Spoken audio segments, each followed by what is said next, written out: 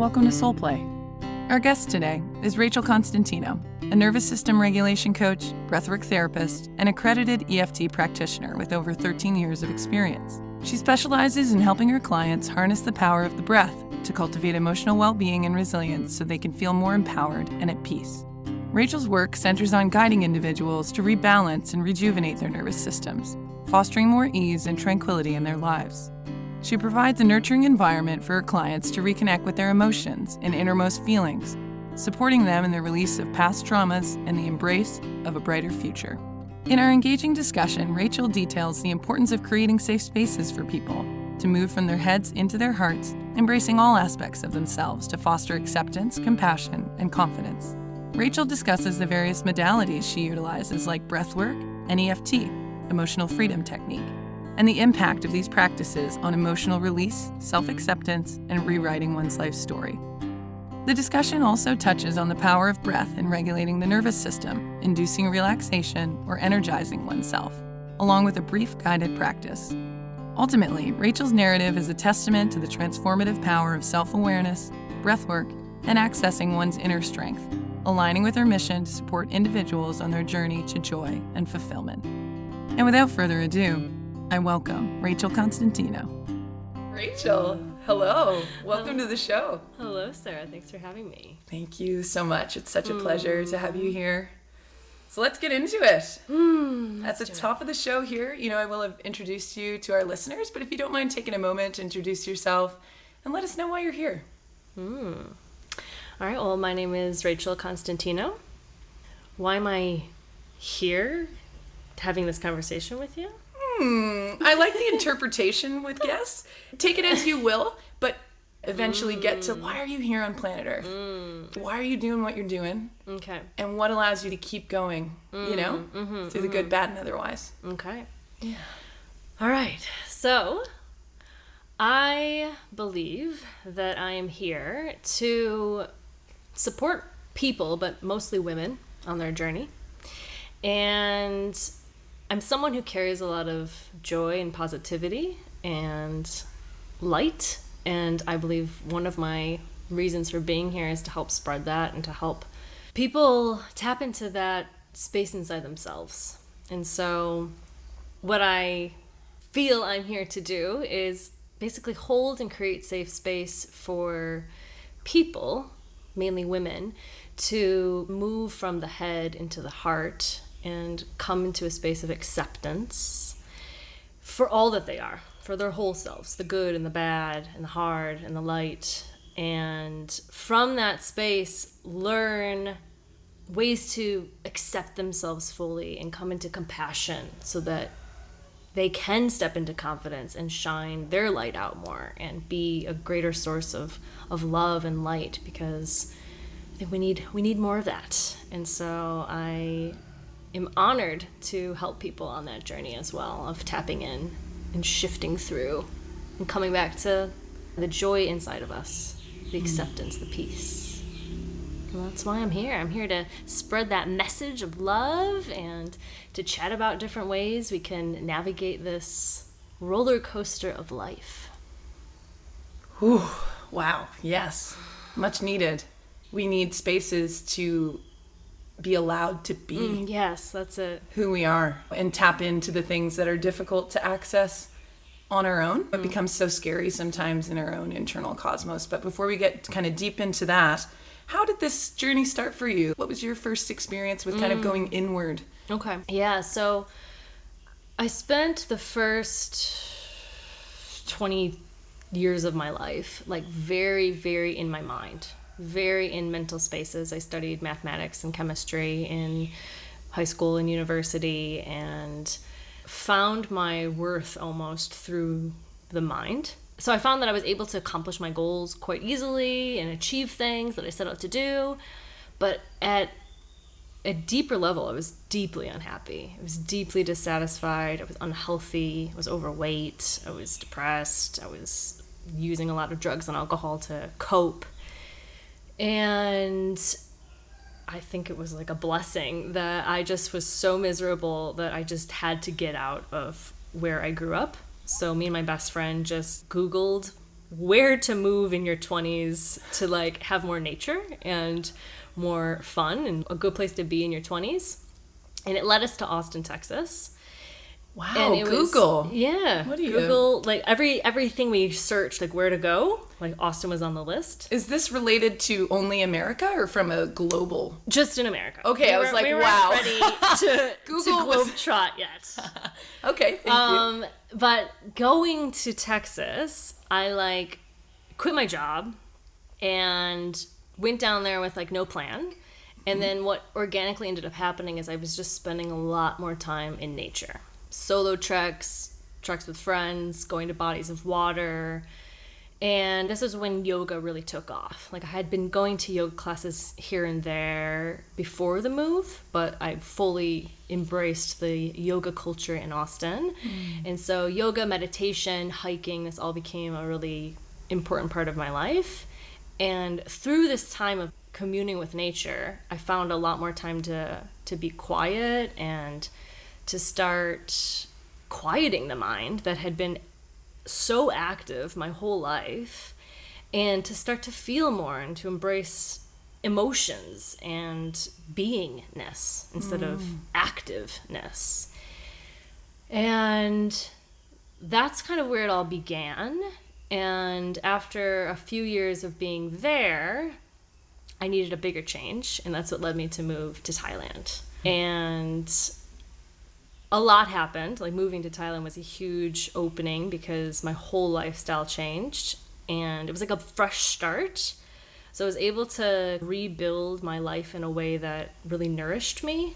And what that looked like was meditation classes and ecstatic dance and open mic nights and drum circles and all these nourishing activities.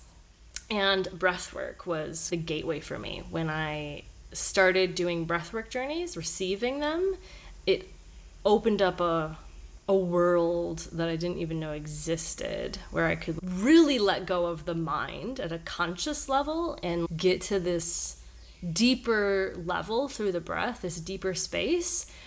And that, I think, is what propelled me forward into shifting from being a high school math teacher into a space holder for spiritual growth, was through breath work. It was kind of like a long journey, but slowly chipping away. And the main thing was finding ways to get out of my head, because it was really loud. It was really loud, and I was trapped in my head and trapped in my misery and my stories. And so a bunch of different tools helped me get out of that.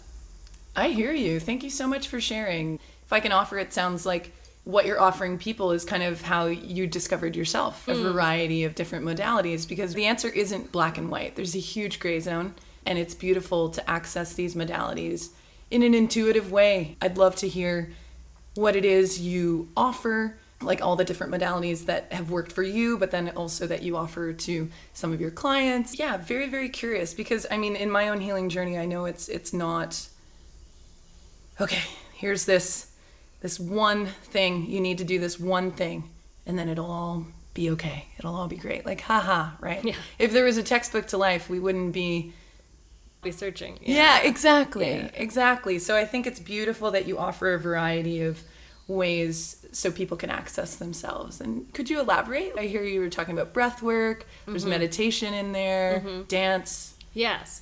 So I'll go back a little bit before I made the leap into this space. So it started with me learning about pranayama and breath work through yoga. And that was the first time I realized that I didn't know how to breathe. And for our listeners, pranayama is breath work? Pranayama is the Sanskrit word for breath control, breath practice. Prana is the word for breath, and it actually means life force energy. So when we breathe, that's what's giving us our life force. And ayama means to control or to extend. So the practice of pranayama is learning how to control and extend our life force energy. When I first started learning about it and like learning about how the breath is connected to like the belly and the chest, like it just wasn't happening for me. And it was like the first time I realized that I didn't know how to breathe purposefully, consciously. Something was happening, but I was not in control of it. And that's what I find with most people I work with most clients, is that the breath is controlling them instead of them being able to master the breath. And so that was kind of the first doorway for me, was because of how much I benefited from breath work. And then I started doing like rebirthing types of breath work journeys. And I gained so much benefit from them, because when you learn how to control your breath, the breath is connected to our nervous system. So when something happens to us, we are either shifted into the stress response or the parasympathetic rest and digest response, and our breath changes. So when we're stressed, our breath becomes shallow and quick, and our heart beats fast, and that's our response to stressful stimuli. And that is what a lot of people are living in, this anxious state. But the thing is that the breath goes both ways. How we're feeling can shift our breath, but we can go in at the level of the breath, shift our breath, which can actually shift our feeling state. So it's like one of the gateways to shifting your experience in life. When stress shows up, our breath changes, we notice it. Okay, now we can change our breath and shift how we're experiencing the situation. So I started to realize that, and I'd already been a teacher for many years. I was teaching high school, as I mentioned. And so then I just started sharing, not an official way, but like sharing with friends and loved ones what I'd been learning. And then I took a trip to Peru and did medicine work, ayahuasca and San Pedro, and I had very clear images of me holding ceremonies and holding space for people.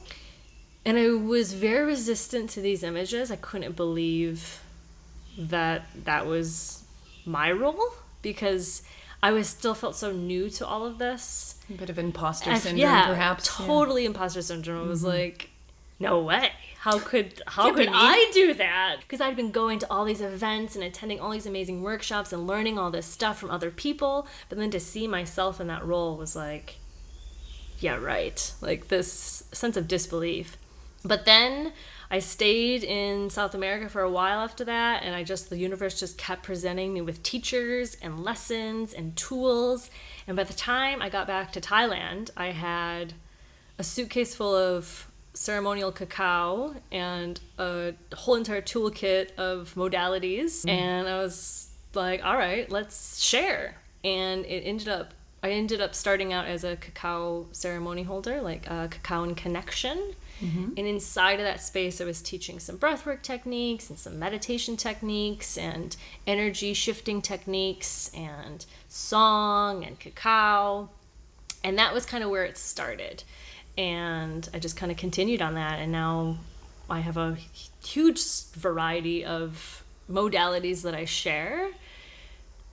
And I've realized, though, that they're all kind of leading towards the same transformation, which is getting out of the mind, getting into the heart, getting into the body, having acceptance for ourselves as we are in this moment. And then from that space, we develop power to then move forward and write a new story, carve a new path forward. Thank you for the explanation, for the insight into your background. Yeah. I like bringing to light the power of breathwork and how it really is linked to our nervous system, and whether it's conscious or unconscious, there is emotion going. Emotion towards stress, emotion towards relaxation, and knowing that we're autonomous beings and can actually choose with work and practice and being with a guide like yourself. So for listeners at home, they're new to pranayama or breathwork, in what way would they really seek out something like this? Are there any things that they should look out for in particular? So I'm feeling called to share a quote from one of my teachers that's always resonated with me. And he says that we don't have to think about the breath, and we will keep breathing. But the fact that when we do think about the breath, we can change it is the doorway or the invitation to become an active participant in your own evolution. So we don't have to think about the breath. You'll keep breathing, you'll keep living, but what is the quality of your life? And so the fact is we can think about our breath and actually change it. We can't think about our digestion and digest our food. It's not that simple. But this is the one bodily function that is both automatic and controllable. The thing is that we can learn different techniques and how the different techniques, the different ways of breathing create different felt experiences in the mind, in the body. And so by practicing these techniques when you're calm, but you have to practice them enough so that they become habit, so that when life presents us with something stressful, and it will, it always Inevitably, will. yes. The suffering will always come, the stress will always come. And Life that's is okay. always going to throw us these obstacles to overcome, these challenges. So when they come, then you have the tools to shift the experience, to slow down your breath. So 2 things to note is that a slow breath with a long exhale will naturally slow down your heart rate. So if you're feeling anxious or stressed, then focusing on calming breaths, slow breaths, and with an emphasis on the nose is going to help calm the system and shift us into that restful state, out of the stress. And a fast, energized breath, when it's happening without your control, when it's happening just naturally, that feels like a panic attack, that feels like anxiety, hyperventilating. But when we do it on purpose, we actually increase our heart rate and we increase our energy. So if we're feeling tired, if we're feeling like lethargic, we can purposefully increase our breath to give us a boost of energy. And then the bonus is that the more time you spend in quick, energized breath work on purpose, then if stress comes and you automatically shift into this breathing state that's kind of anxious, your body will recognize it and it won't be as big of a threat. The stress won't feel as intense. Your body will be like, we've been here before, we know how to deal with this, and then you'll be better able to step out of that or shift out of that. And the breath is one of the ways that we can do that. Wow. That's powerful, right? To actually be told and reminded that, okay, we're an active participant here. We can take the reins. And it's hard, but this comes up in every podcast. It doesn't matter the modality or what we're practicing or where we're going. It is about consistency. It is about, sure, we planted the seed of breath work. It's here. We're doing it. If we don't water that seed and revisit it over and over and over and over and over and over and over again, there's no results, Yeah. So thank you for bringing that up. There's so much benefit in that. And to get people started, would you be open to offering like these techniques? The slower breathing, we could do a little practice, and then also the faster breathing? Yeah, sure. Let's do it. Let's relax ourselves first, and then we can energize ourselves. All right. So for anyone who's listening out there, I'm going to even invite us, if it feels safe, to close your eyes. If not, then just gaze down at the floor and find a spot to stare at.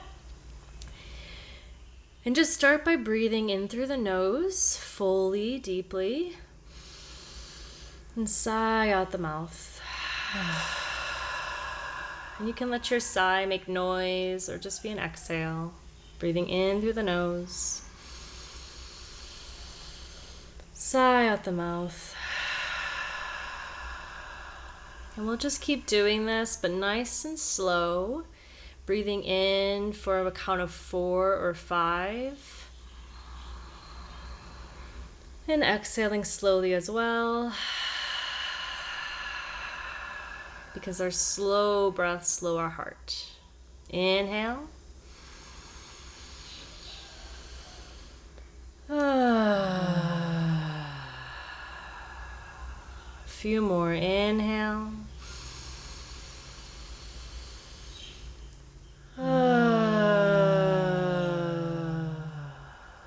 Keep going.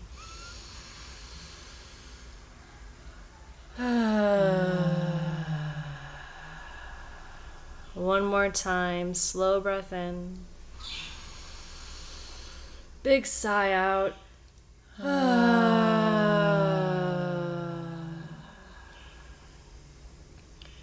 And then just let the breath be natural. Check in with yourself. Take a moment to recognize that you are safe in this moment.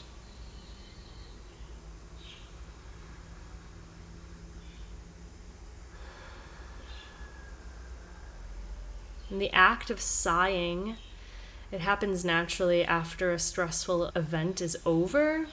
You know, after something scary happens and we've made it out the other side, we often sigh of relief.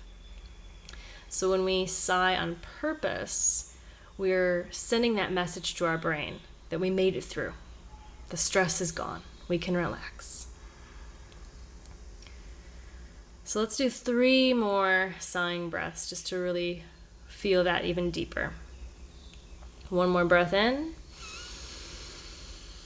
Sigh it out. 2 more. In.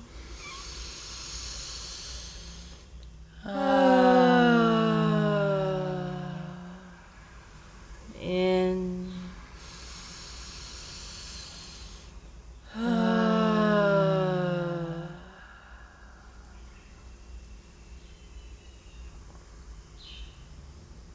And let's just have a little check-in. I invite you to slowly let your eyes open.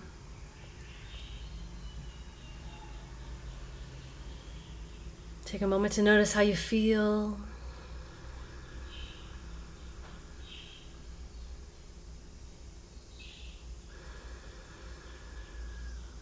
You want to share how you feel, Sarah? Sure. Yes. Yeah, I feel more in my body, I would say. I feel kind of like this landing, if that makes sense. Kind of like, like I'm here, like heavy, but in a really good way. Like heavy meaning like I'm on the earth, if that makes sense. We're taking a breath pause here. We got an airplane going overhead here. Breath break. Breath break. I like that. Yeah.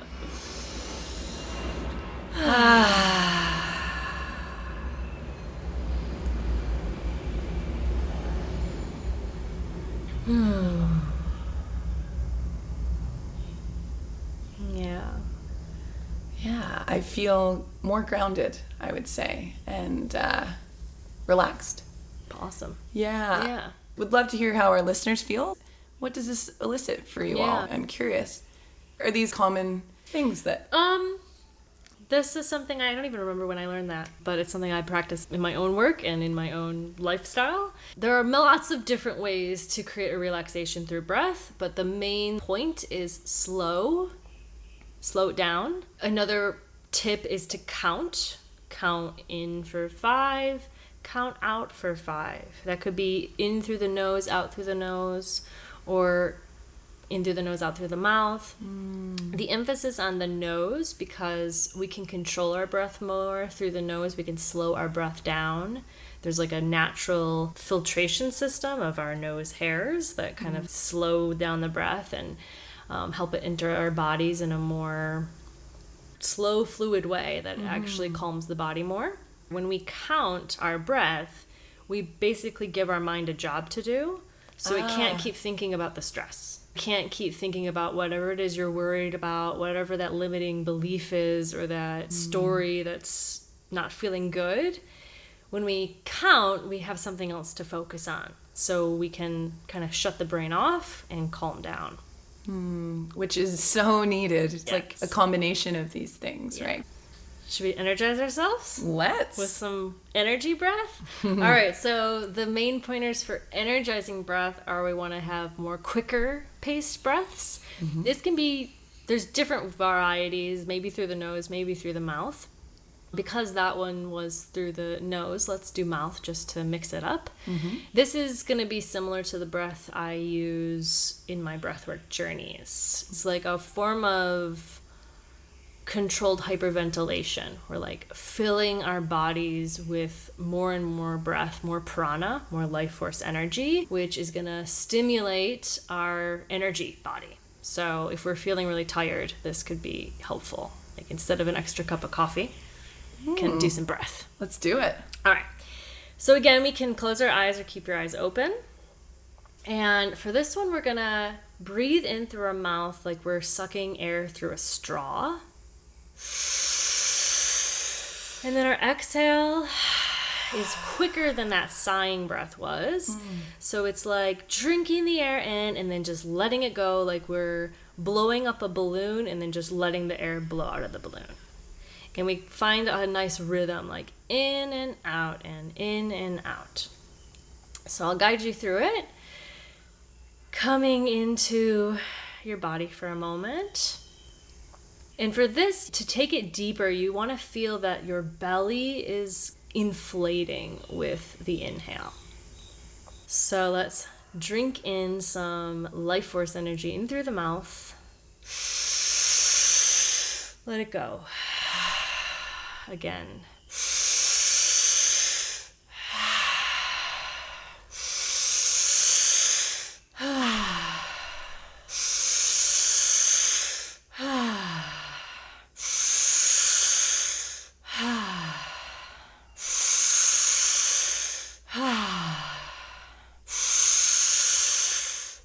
3 more.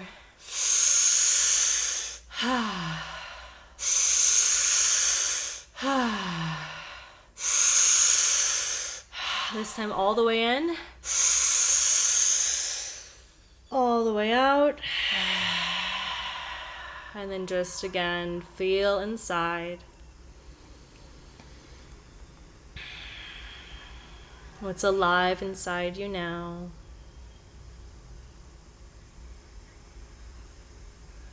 You might literally feel a tingling in the feet or the hands or the mouth. You might feel the temperature of the body shifting, the heart rate increase. All of this is safe. All of this is perfectly normal. And we'll just do it one more time. This time at your own speed, in and out like a circle. So it's all like flowing into each other. Okay, so breathing in through the mouth.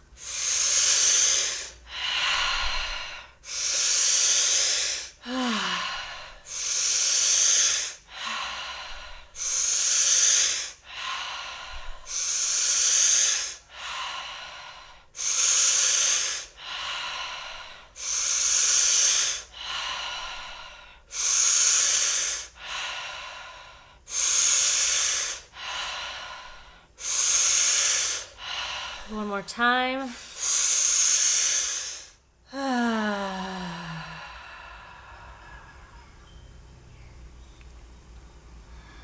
And then deepen the breath, slow the breath back down to center yourself once again.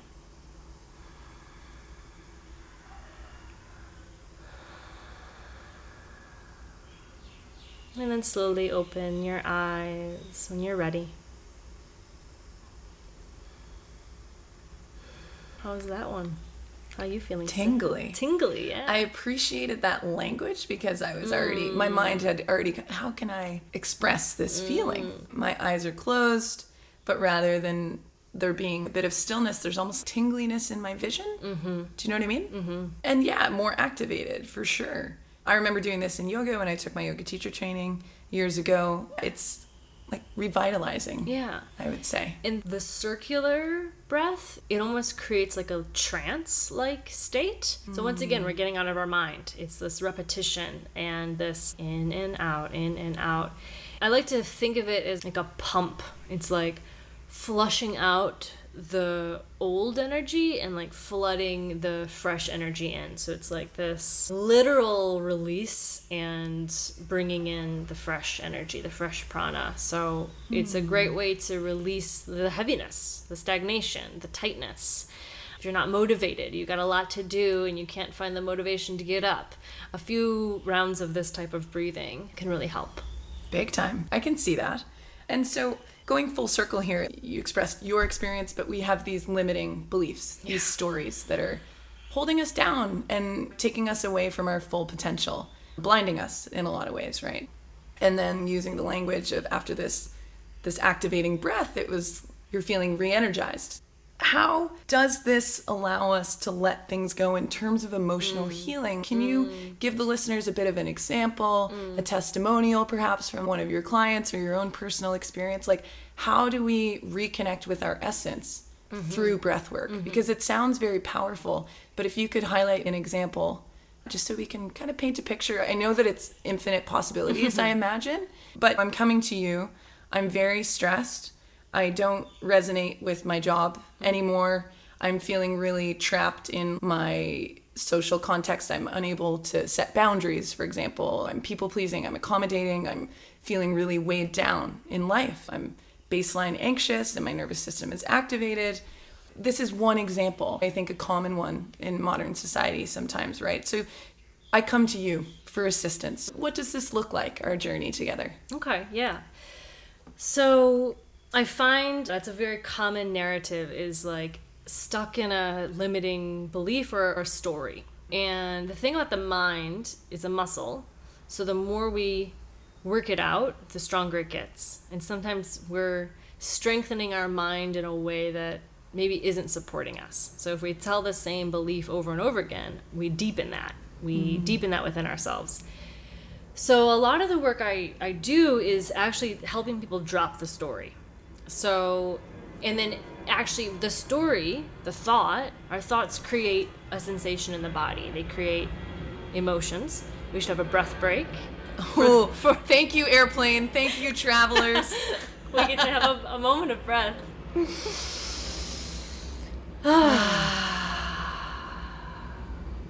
What a beautiful reminder too, right? To even whether it's like set it on your phone, set it wherever, breath break. Yeah. Minimum hourly. Yes. Minimum, right? Yes. Okay. Yes. The more and more we can come back to our breath, again, that's strengthening those skills and that reminder that we can always stop and just take a few breaths. Okay, so I find that our stories, our thoughts always create emotions. And they create felt experiences in the body.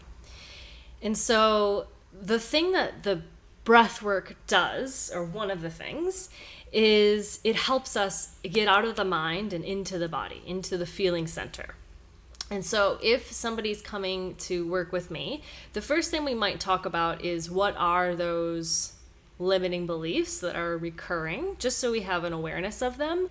But then I often like to say the details of the thought don't even matter. What really matters is what then that brings up inside of you. What is the feeling that you're getting from that? And so I've got a lot of different tools, but for example, my breathwork journeys, we're doing this circular breathing for 45 minutes in a row, and we flood our body with the breath. And one of the benefits of that is it actually starts to shift energetic blockages inside of us, which then can allow people to release the emotions. So a lot of times people are pushing down the stress or pushing down the emotions, and they're just trying to get through the day or get through the situation. But if we don't let that out, it's gonna come out eventually. So it's waiting there on the sidelines or down inside of us, but it needs to be released in order for us to feel freedom from that. So one of the benefits of breath work is that it actually helps to trigger an emotional release. So by letting out our emotional release in any way, we create freedom, we create spaciousness. And I work a lot towards moving towards acceptance of ourselves exactly right now. As we are right now, the good and the bad, coming into acceptance, coming into just noticing, allowing yourself to be as you are in this moment. And from that space, we can develop more confidence, more compassion, more self-compassion, more self-acceptance, and tap into our power Another way is that the breath work is a tool. So we tap into the ability that we have the power, we have the tools to actually help ourselves. When stress comes, we have the tools to face them, which helps build confidence. And so then from this space of acceptance and confidence, then we can write a new story. Then we can thought patterns and new ways of being. One thing I found in my work is that this is just my personal experience, but traditional talk therapy has never worked well for me, because for me, that's like trying to shift the mind from the level of the mind. It's like trying to heal stress from stress. And so that hasn't worked for me. So what works for me is I bring up the stress by maybe talking about it or thinking about it, but then I use a tool, whether that be breath work, meditation, tapping, some form of energy psychology, energy medicine, to then feel what the thought brings up in the body and then release it at a energetic level, release it at an emotional level from the body. Which then actually, what I find that does is it takes away the power behind the belief. So the belief, or the thought rather, when we think it, it's been diffused. And so it doesn't create as strong of a mark. And we're slowly able to start letting it go, and then forming a new belief system. So what the work might look like is a bit of meditation, a bit of breathing together, really helping people tap into the body. What do you feel inside? When you have this thought, what does it bring up inside the body? What is the emotion? But what is also the feeling, like tingling, being able to tune into the body. There's a lot of wisdom in the body. And then different modalities like breath work and all sorts of things could then help us shift the energy through our body, which can help release. And then from there, it's about choosing a new way, choosing a new story, choosing something that feels good to believe, and starting to slowly carve those beliefs into us, which takes time. But all of these practices together help make that shift. Incredible. What I'm hearing, and let me know what you think, is, okay, we're living our lives. We don't have the time to process a lot of what is happening, right? So, okay, this happens, cool. Go on with my day. Got to cook dinner, got to do this. So this energy gets stagnant. And I have a history of personally having a physical injury that for me, in hindsight, I had a lot of tools like this that helped me heal myself, use my own innate wisdom in my body, because I was going to doctors, I was doing this, I was, trying my best to heal, when in fact this was emotional trauma and emotional pain showing up in physical ailments in my body. So that was a hugely transformational experience for me. And it sounds like breathwork does that very similarly. I also don't necessarily resonate very much with talk therapy because I'm a very good talker. And I start to lose sight of what is true. Am I people pleasing in this conversation? Am I remembering the memory accurately? Perception? I mean, there's many things here. And even I think the research is beginning to show that getting in the body, somatic healing, breath work, EFT, which we can talk about later too. You mentioned tapping, it's emotional freedom technique. We have these blockages, and if they're not tended to, then they can show up in many physical ailments. For me, that was being differently abled for 8.5 months of my life. It sounds like what breathwork is doing is allowing that jumble, that huge magnetic force of built up energy to be released and to flow freely. Energy is supposed to be in motion, right? Yes. Energy in motion, whenever we're stuck in emotion, whether consciously or unconsciously, it goes against the nature of being. I often say that too, like emotions, it's in the word. It's supposed to move. Emotions are energy that are in motion. So when we don't let our emotions flow, when we are, and this is very common, there's a lot of stress going on in people's day-to-day lives. We don't make time always for ourselves to deal with this, to say, I'll deal with it later, or push it down, numbing ourselves through television, through drugs, through alcohol, through whatever your vices, whatever it is. But it's still there. And until it can move, it's gonna keep showing up in different ways. And so taking the time to actually dive into what are those, breath break. Right? We gotta listen to the gifts of the universe. They've provided us with another breath. So one of the best things you can do for not only yourself, but everyone around you is actually take the time to look at those stuck emotions. Because everything that happens in our lives creates an imprint. So every time we faced a traumatic experience, every time we've had something scary happen to us, or something traumatic, or something powerful, good and bad, it leaves its mark. And until we can fully process it, it's there. And so we have to find safe spaces and safe ways to first look at these things, notice they're there, accept that they're there, and then find ways to let them flow, to let them move, so that we can move on from them. Right. And not live in the past or fears of the future. Would you like to share anything on some other modalities that have been effective both for you and your clients? Yeah, the other tool that I use most often is EFT, as you mentioned, Emotional Freedom Technique, also known as tapping. And it's a form of energy psychology. And energy psychology is a variety of practices that basically study the mind-body connection. And so it's in the name. Emotional Freedom Technique is about tapping into your emotions and then moving the energy through the body so that you can let it go, let those emotions go. And it's very similar.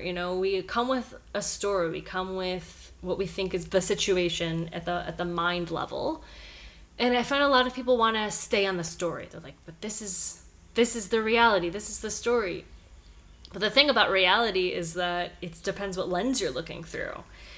Two people can experience the exact same moment and have completely different experiences of the reality. And that's two different truths from the same experience. It's about, again, that system of finding a thought or a belief or a memory, and then recognizing what that brings up in us, and then using the method of EFT, which is tapping on our meridians, which are the energy channels. Basically, the energy flows through our body. And when we tap on these different places, we let the energy flow. We bring up the stress, then we tap, which helps shift us into relaxation space. And then we can, again, diffuse the memory, diffuse the story, release the emotion that's attached to it, that's kind of blocked inside us, and again, have more space to then have a different belief, or write a different story, or birth yourself into a new way of being. A way of presence. This isn't also about developing new beliefs, like new stories that are permanent, and remembering it's okay to flow with life. The nature of reality, as much as we can tell, it's impermanent, it's changing all the time. So it's okay that we don't know. We don't need these rigid stories, but really freeing up some space so that we can actually trust ourselves, feel safe enough that we go towards what resonates and what serves our higher self, and perhaps take some space from things that we can acknowledge are not really serving us anymore, right? It's, again, this spaciousness of mind, this quietness, this clarity. Yeah, and I find that people get attached to their stories, and like their beliefs and their memories. And the thing is, it's like, how does it make you feel when you think that story? And do you want to keep feeling that way? And so it's like, you could keep going and on the story and trying to shift it at the mind level, or do you want to let it go? And if you do want to let it go, then there's a bunch of variety of tools to support you with letting it go. You do have to be brave enough to let it go, to let go of that story of who you were, who you've been, or what happened to you, and not let that be so much your identity anymore. Move into a new way. Rebirth yourself, That's often the theme of being the author of your own story. Active participant, as you said earlier. Yeah, when you quoted your teacher. I mean, yes, this is powerful stuff. We have the tools. We can create and cultivate this within ourselves. Life is about developing the tools within ourselves and having community, having support, going to a therapist when needed, absolutely. But it's broadening our toolkit and seeing really what works for us, and knowing that just because something works for me doesn't mean it will work for you, and accepting what is, this acceptance within ourselves, right? And if I can go back to whenever you were bringing up the idea of having like thoughts in our mind, like, are they helpful, are they this, I think of an acronym that my therapist offered me, which has been so helpful, right? Because rather than going into this tormenting thought and evaluating it and psychoanalyzing it and et cetera, think. So I have this really tormenting thought, for example, it's part of my story, it's keeping me chained. Okay, is this thought true? Well, what is true? What is reality? Don't really know. Is it helpful? No, I'm feeling like not well with this thought. So no, it's not helpful, right? Is it inspiring? Absolutely not. Is it necessary? Again, don't know. Would love to say no, but it could be. So we're at 2 and 2. Is it kind? Okay. No. So this is also another little tool that you can put in your toolkit to remember when a thought arises, to try to have the awareness to come into that thought and go through, think. Yeah. Reminds me of the work of Katie Byron. But is it true? And then asking yourself, would everyone agree that this is true? And that's kind of some ways that I found to get around, where you're like, yes, this is true. And I'm like, but would everyone agree? And then you can even shift the thought. Could the opposite be true? And then it's like, well, if the opposite is true, what is true? And then it can kind of help dismantle the beliefs. Big time. Yeah. Big time. And take you out of your small spiraling mind where I've been in it for so long that of course I've charged all the negative feelings, and that's all I'm seeing is negative, and I can't get out. So this is snap you into the here, snap you into the now, and provide insight on a grander scale. Thank you. I mean, that's what I want to provide with this podcast, is really helpful hints, a toolkit for people so we can help people help themselves. Yes. Right? And that's also my main message, is helping women learn the tools to help themselves. Yes. To be able to face whatever life throws at you with compassion and with acceptance, being able to embrace life fully. Yeah. Breath break.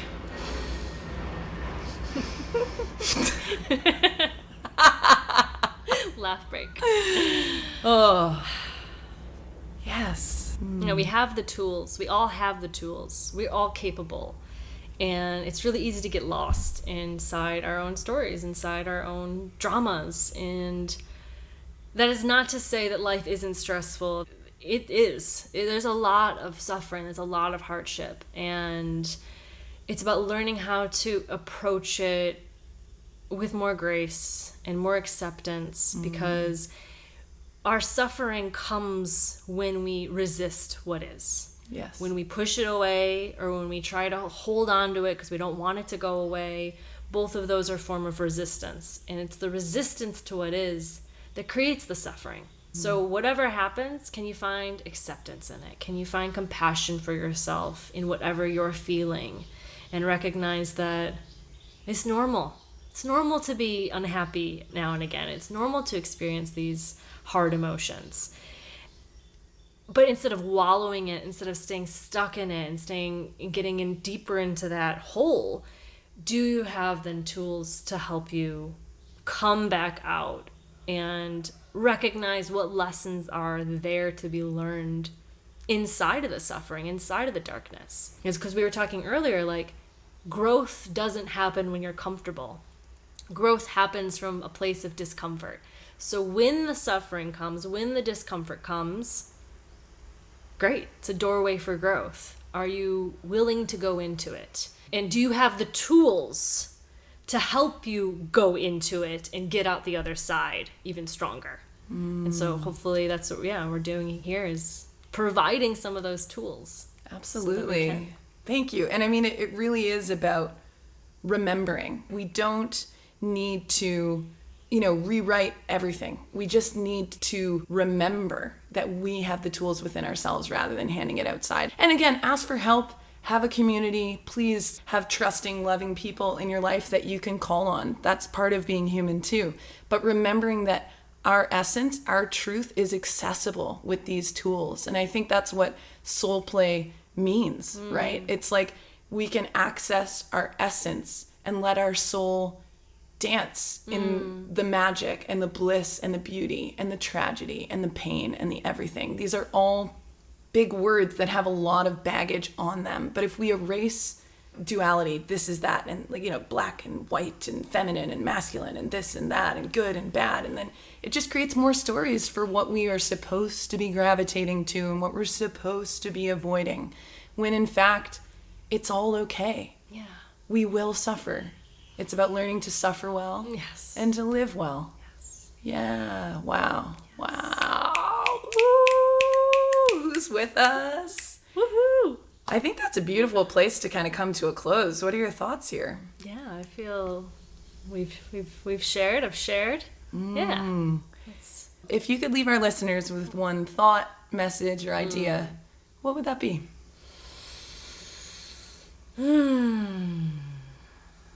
Yeah, to kind of reiterate, to say that you, to all the listeners, like, you have the power within you. You have within you the capacity to shift yourself out of the stress, the suffering, whatever is going on. And so to remember your power, to remember you're deserving of joy, of happiness, of a fulfilling life, and that it's possible as well. Like, it's within your reach. And even though it might seem far away, simple tools like moving your body and learning how to breathe can help you come home to yourself, come home to safety inside yourself, and be able to face whatever life is presenting you with confidence, with your power, standing in your power no matter what is occurring. And so to just remember that not only do you have the power, but you're also worthy and deserving of it. That's the message, I suppose, that came through. Yes. Remember.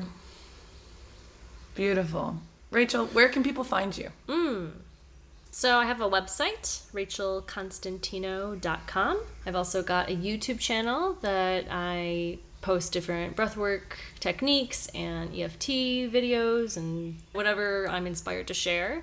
Beautiful. And we'll put it in the show notes so you can access this magical being. Thank you for your time. Thank you for everything that you do.